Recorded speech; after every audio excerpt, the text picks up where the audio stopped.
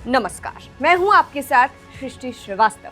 भाजपा सांसद अनुराग ठाकुर जब संसद में बोलते हैं, सबसे ज्यादा डर लगता है कांग्रेस सांसद राहुल गांधी को, क्योंकि अनुराग ठाकुर हर बार उनकी बेइज्जती कर देते हैं और उनकी सच्चाई सबके सामने ले आते हैं।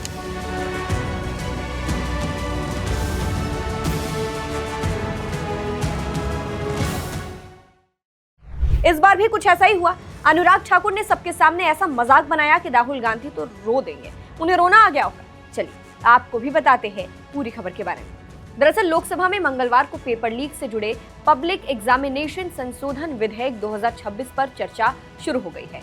इसी बीच सदन में कई बार ऐसे मूवमेंट्स आए जब पक्ष विपक्ष आमने सामने आ गए, जहां एंटी पेपर लीक बिल पर चर्चा के दौरान बीजेपी सांसद अनुराग ठाकुर ने नेता प्रतिपक्ष राहुल गांधी पर जमकर निशाना साधा। उन्होंने ऐसी बातें कही जिससे कांग्रेस का मुंह खुला रह गया था।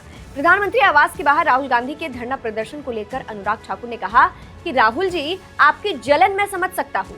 पीएम आवास जाने का आपको मौका नहीं मिला, इसीलिए आप बाहर ही लेट गए। उनका बयान सुनिए। राहुल गांधी जी को लगा देश के युवाओं ने उनको पूछा नहीं, ना अखिलेश जी को पूछा, ना किसी पॉलिटिकल पार्टी को पूछा, तो अब करें क्या? तो उन्होंने वो किया जो किसी नेता प्रतिपक्ष को नहीं करना चाहिए। वो प्रधानमंत्री निवास के बाहर जाकर लेट गए।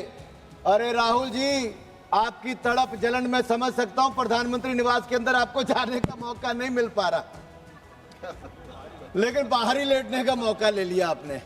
आपको कभी मौका अंदर जाने का नहीं मिलने वाला है। तो सुना आपने, जिस तरह अनुराग ठाकुर ने तंज कसा है, उसके बाद से कहा जा रहा है कि राहुल गांधी तो रो दिए होंगे कि राहुल गांधी सुर्खियां बटोरने के लिए पीएम आवास के बाहर प्रदर्शन करने गए थे, लेकिन अनुराग ठाकुर ने उसका मजाक बना दिया। फिलहाल आपको बता दें, पेपर लीक मामले को लेकर राहुल गांधी कांग्रेस के कई वरिष्ठ नेताओं के साथ अचानक से शाम को प्रधानमंत्री नरेंद्र मोदी के आवास के बाहर पहुंच गए थे। उन्होंने बिना किसी अनुमति के सीधे मुख्य गेट के सामने धरना प्रदर्शन शुरू कर दिया था।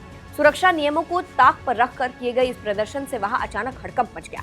प्रदर्शन के दौरान दिल्ली पुलिस के बल प्रयोग करने पर राहुल गांधी सड़क पर लेट गए, जिन्हें हटाने के लिए पुलिस को कड़ी मशक्कत करनी पड़ी थी। वहीं इसके अलावा आपको बता दें, संसद में अनुराग ठाकुर फिलहाल विपक्ष से भिड़ गए थे और पीएम मोदी को लेकर उन्होंने कहा था कि आपके कहने से उनकी लोकप्रियता खत्म नहीं होगी।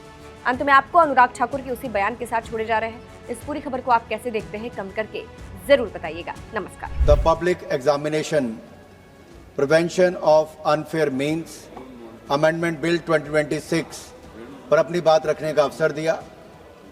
मैं माननीय प्रधानमंत्री नरेंद्र मोदी जी का भी आभारी हूं, जिन्होंने खुले मन से युवाओं की बात को सुना भी और जो 2024 में बिल लाया था उसमें व्यापक सुधार करने के लिए उचित कदम भी उठाए हैं। इसके लिए मैं उनका बहुत बहुत आभार प्रकट करता हूं, धन्यवाद करता हूं।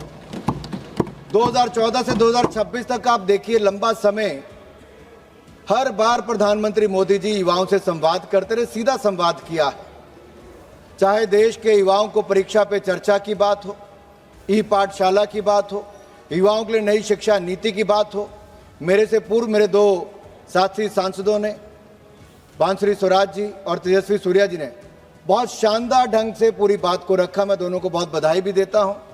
लेकिन ये भी कहना चाहता हूं, प्रधानमंत्री मोदी जी आज युवाओं से सीधा जुड़े हुए हैं और इसीलिए आज युवा उनकी बात को सुनते भी हैं। रात को 12 बजे अगर रिकॉर्ड करके अपना संदेश वो किसी सोशल मीडिया प्लेटफॉर्म पर डालते हैं तो शायद दुनिया के किसी नेता की किसी मैसेज को इतनी बार नहीं देखा गया होगा। 400 मिलियन व्यूज एक मैसेज को देखने के, ये दिखाता है कि प्रधानमंत्री मोदी जी युवाओं में कितने लोकप्रिय हैं। जब दूसरा वीडियो डाला तो उसमें भी 250 मिलियन से ज्यादा, 270 मिलियन हो गए। आपके कहने से लोकप्रियता खत्म नहीं होगी। लोकप्रियता है तभी तीसरी बार देश के प्रधानमंत्री देश की जनता ने बनाया है।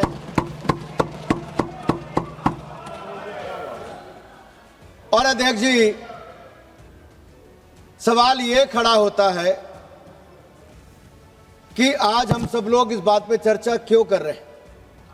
क्योंकि परीक्षा में धांधली, पेपर लीक, ये किसी आतंकवाद और माओवाद से कम खतरनाक नहीं है, क्योंकि इसका सबसे पहला शिकार हमारा युवा होता है।